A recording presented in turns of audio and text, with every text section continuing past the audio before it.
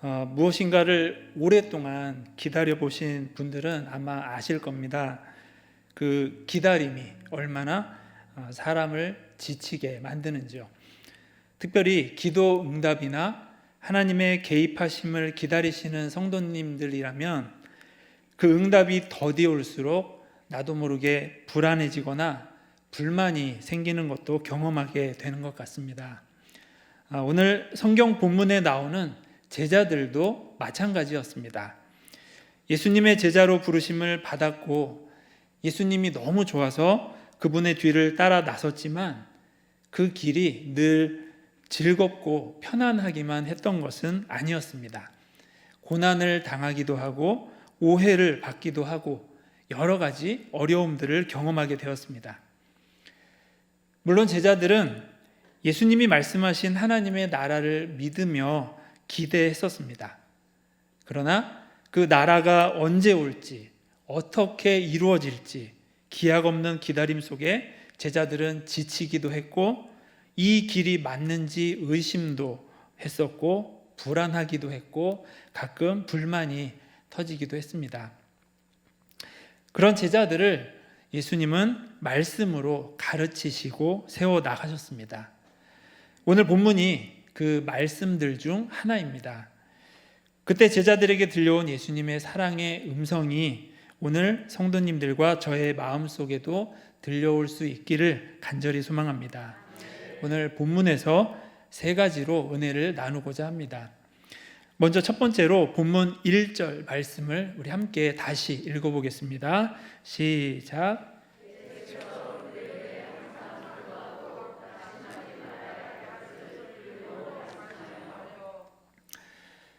예수님은 제자들에게 과부와 재판장에 관한 비유의 말씀을 들려주시는데요. 방금 읽은 1절에 그 말씀을 들려주신 분명한 목적이 나옵니다. 바로 항상 기도하고 낙심하지 말아야 할 것이었습니다. 이 목적 속에는 당시 제자들의 상태가 드러나죠. 제자들은 항상 기도하지 못했고 또 낙심했었습니다. 왜냐하면 사실 예수님을 따르는 길이 힘들었고 하나님의 나라가 언제 임할지 도무지 알 수 없었기 때문입니다. 이러한 제자들의 모습은 어쩌면 오늘 여기에서 신앙생활 해 나가는 저와 성도님들에게서도 나타날 수 있는 모습이죠.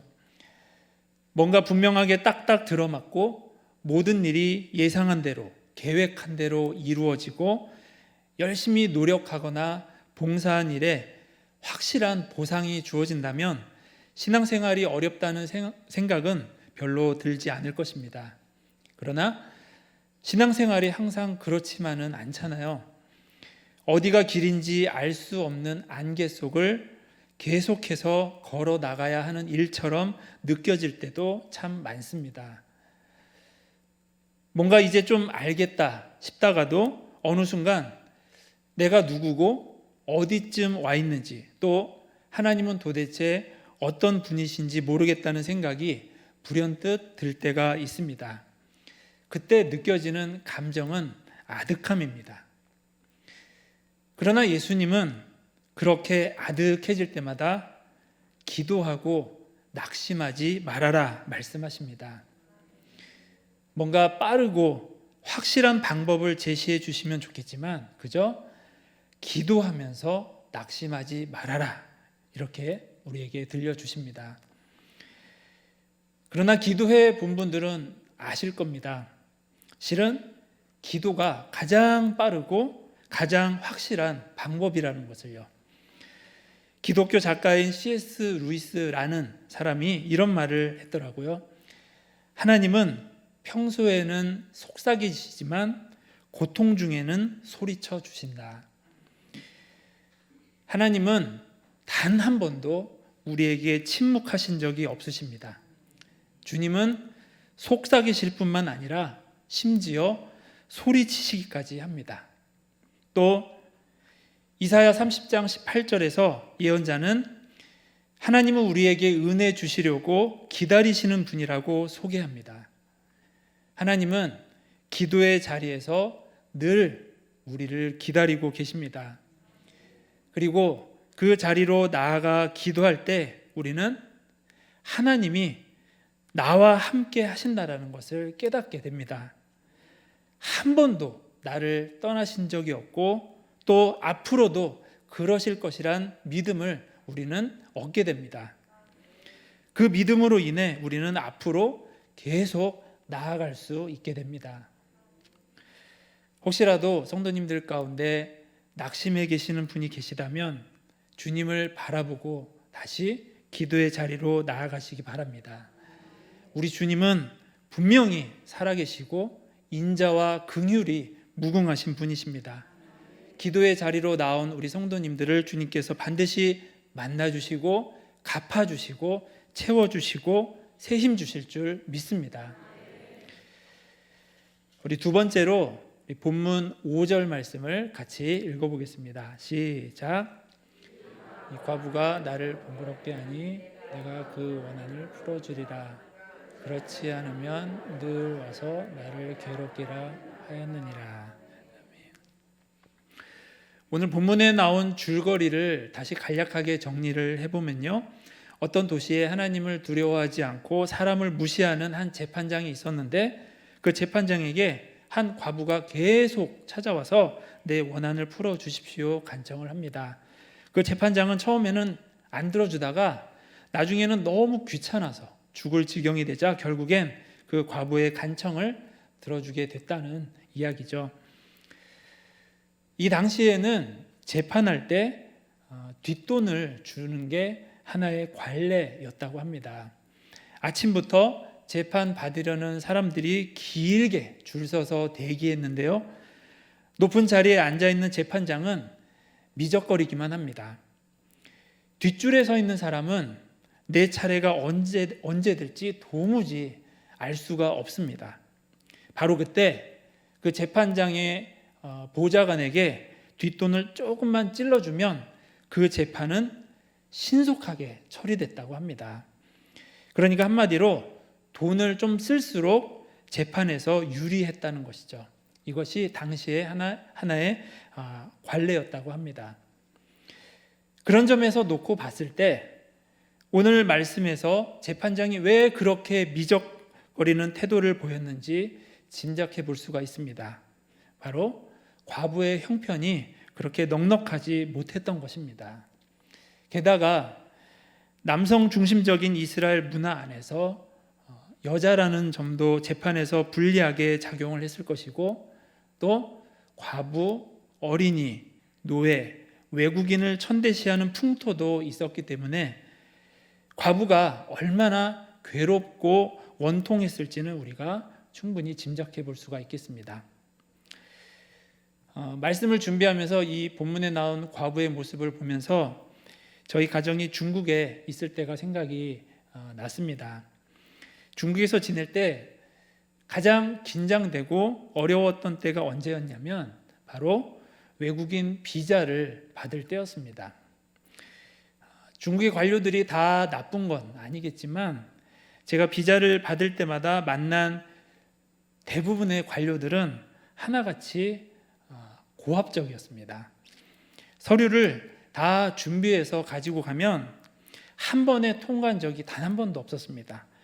이거 빠졌으니까 다시 해와라. 그래서 가서 또 힘들게 준비해서 오면 이거 잘못됐다. 다시 해봐라. 이렇게 계속 왔다 갔다 하게 됩니다.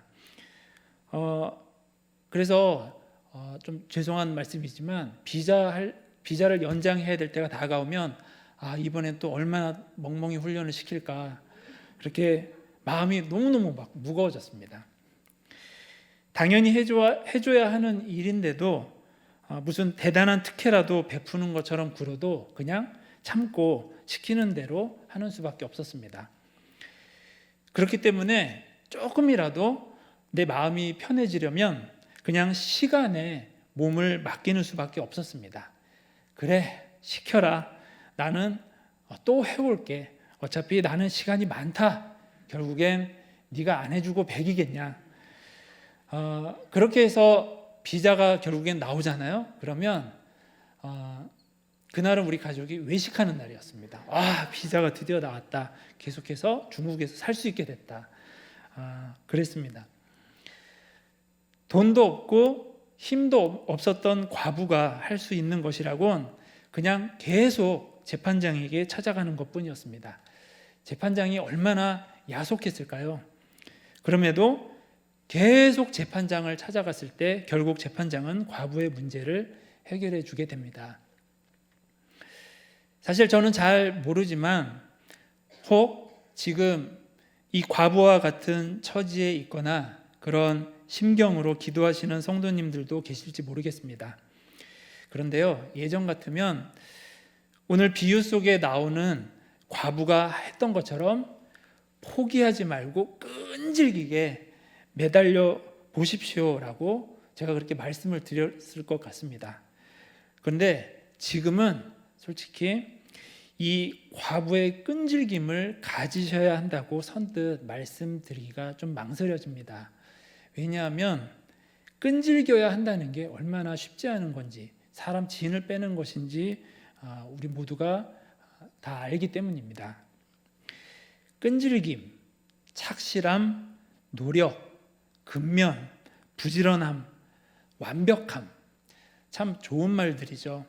그러나 이런 말들이 때로는 누군가를 숨막히게 하더라고요. 제가 집에서 특별히 그랬던 것 같습니다. 전에 아이들에게 요구를 참 많이 했었습니다. 벌써 공부 끝났어? 좀 더 해야 되지 않을까? 벌써 자게? 그리고 야, 이럴 땐 이렇게 해야지. 전에 아빠가 얘기했었는데 한 번 말하면 들어야지 하면서 막 잔소리도 많이 하고 야단도 치고 그랬었죠. 물론 제 딴에는 잘 되었으면 하는 마음에 그런 말들을 한 것이었죠. 그런데 아이들에게 그런 완전함을, 완벽함을 요구할수록 집안 분위기가 무거워지더라고요. 저는 아빠로서 할 도리를 한다라고 생각을 했는데 집안 분위기가 안 좋아지고 아이들이 제 눈치를 보니까 고민이 많이 됐었습니다. 왜 그럴까? 그러다가 입을 좀 다물어보자 라고 생각을 하고 그냥 정말 큰일이 아니면 그냥 봐도 못 본 척, 들어도 못 본 척 그냥 입을 다물고 있었습니다. 그랬더니 집에 평화가 찾아오더라고요. 아이들도 잘 웃고 말도 막 신나서 합니다. 나중에 보니까 제가 억지로 시켜서 했던 일을 아이들이 그냥 알아서 스스로 잘하고 있더라고요. 결국엔 필요한 것은 시간이었습니다.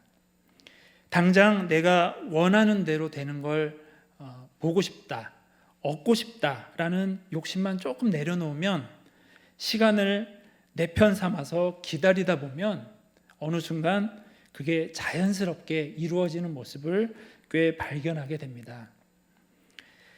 저는 오늘 비유에서 재판장에게 계속 찾아간 그 과부의 끈덕짐이 정말 대단하다고 생각을 합니다. 솔직히 이야기 속 등장인물일 뿐이지만 존경스럽다라는 생각도 듭니다.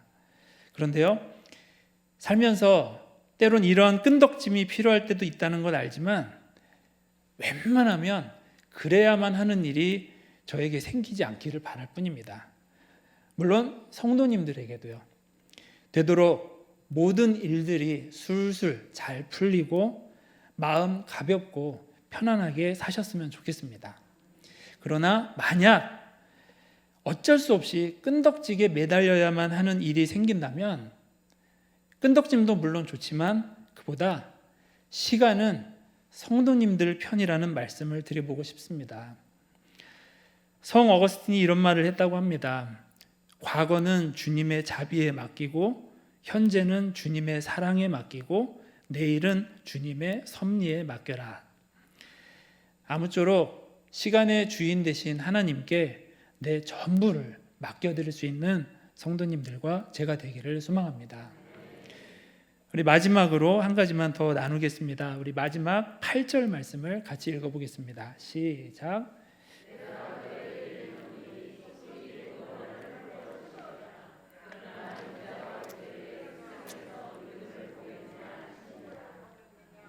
네. 이 8절에 예수님이 제자들에게 이 과부와 재판장 비유를 들려주신 목적이 다시 한번 나옵니다. 그게 뭐냐면 그렇게 악한 재판장도 이 과부의 간청을 결국엔 들어줬는데 하물며 자비와 긍휼의 하나님이 아끼시고 사랑하는 너희의 간구를 얼마나 빨리 얼마나 잘 들어주시겠느냐라는 것이죠. 그러니 기도하면서 낙심하지 말고 소망을 잃어버리지 말아라 말씀하신 것이죠. 그런데 방금 읽은 8절 끝에 예수님이 이런 질문을 남기십니다. 그러나 인자가 올 때에 세상에서 믿음을 보겠느냐? 저도 아이들에게 이런 말을 합니다. 저희 집 막내 아이 이름이 하진인데요. 야, 하진아, 너 이거 할 수 있겠어? 못할 것 같은데? 예를 들어서 팔굽혀펴기 3개를 한다 하면 야, 하진아, 너 3개나 할 수 있겠어? 아빠가 보기엔 넌 1개 하면 쓰러질걸? 그러면 하진이는 아빠, 저 무시하시는 거예요? 3개는 당연히 하죠 하면서 팔굽혀펴기 3개를 거뜬히 해냅니다. 제가 아빠로서 하진이를 무시하거나 우습게 보느라 그런 말을 한 게 아니죠. 아빠인 저는 이미 하진이가 팔굽혀펴기 3개를 할 수 있다라는 걸 압니다. 언뜻 들으면 하진이를 무시하는 말 같지만 그 속엔 사실 하진이가 해낼 수 있다는 믿음과 신뢰가 담겨 있습니다. 방금 읽은 8절의 예수님의 마지막 질문도 마찬가지라고 생각되어집니다. 내가 다시 이 땅에 올 때 그렇게 하나님을 잘 믿고 있는 사람을 어디 볼 수나 있겠어? 무시하시는 말씀이실까요?